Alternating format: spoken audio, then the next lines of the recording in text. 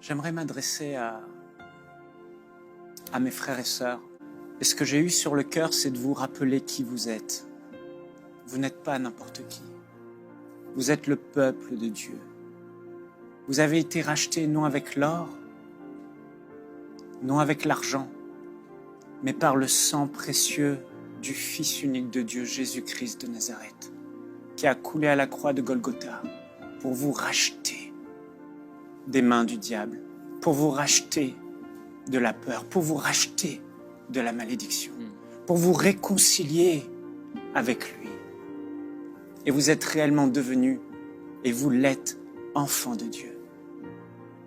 Vous savez, dans ce monde où la panique gagne tout le monde, j'étais encore hier soir chez moi, je regardais cette vidéo de cette jeune Française qui était bloquée dans un pays et elle pleurait, elle criait au scandale, elle voulait rentrer en France mais elle ne pouvait pas.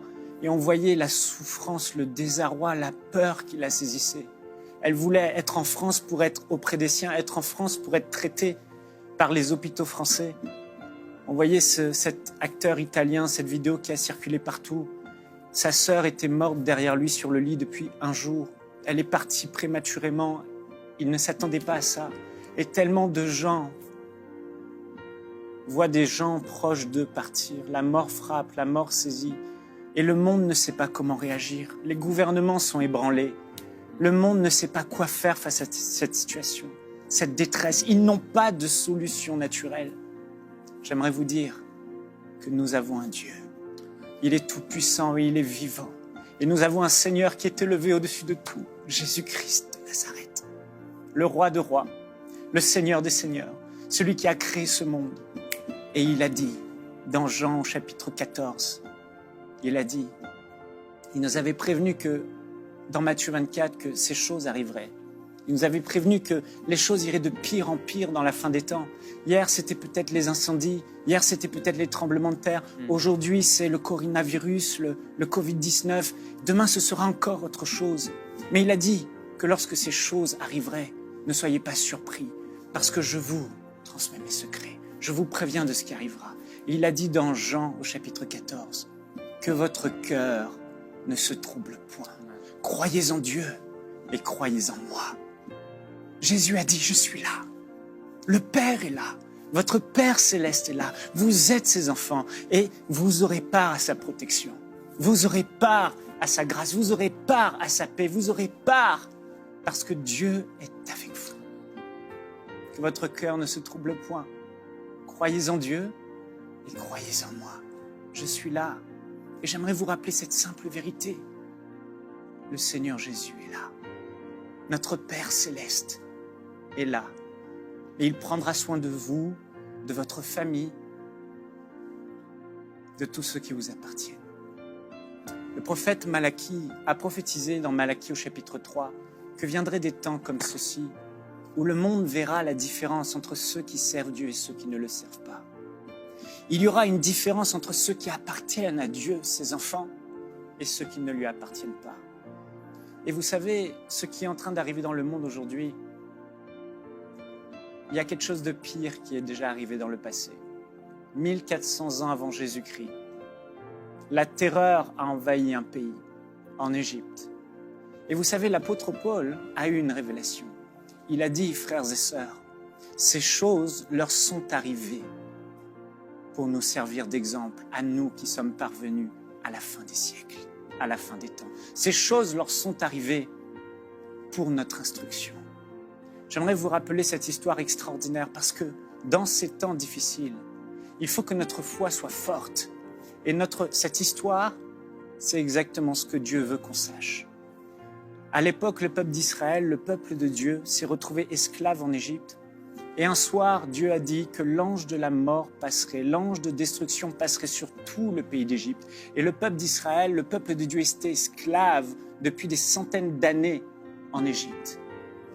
Et alors que l'ange de la mort passait, il avait été dit que cet ange tuerait chaque premier-né de chacune des maisons. Mais vous, mon peuple, vous, le peuple d'Israël, je vous fais une promesse. Prenez un agneau, tuez cet agneau et prenez le sang de cet agneau un agneau par famille et appliquez le sang sur chacune de vos maisons. Et lorsque l'ange de la mort, l'ange destructeur passera, ce sang lui servira de signe. Et lorsqu'il verra le signe sur les maisons, ces maisons ne seront pas atteintes.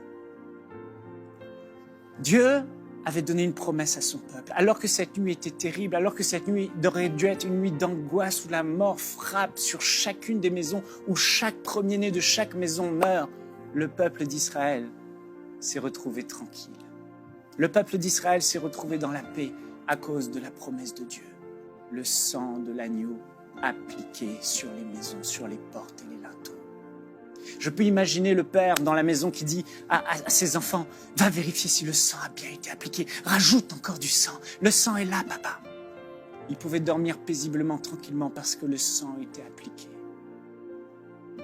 Vous savez, cette nuit-là, chaque maison des Égyptiens, qui représente ceux qui n'ont pas Dieu, dans chacune des maisons, le premier-né est mort. Il y a eu de grands cris en Égypte, beaucoup de larmes, mais pas un seul des enfants d'Israël, pas un seul des enfants de Dieu, du peuple de Dieu, n'est tombé cette nuit-là parce qu'ils avaient appliqué le sang. Ils étaient couverts par le sang. J'aimerais vous dire que Dieu a écrit cette histoire pour qu'aujourd'hui, l'Église de Jésus-Christ et le monde entier puissent se rappeler d'une chose, c'est que Dieu, aujourd'hui, a pourvu au sang de l'agneau. Non pas le sang d'un animal, mais le sang de Jésus-Christ de Nazareth, son Fils unique qu'il a envoyé du ciel sur la terre, qu'il a donné au monde. Et ce sang a coulé.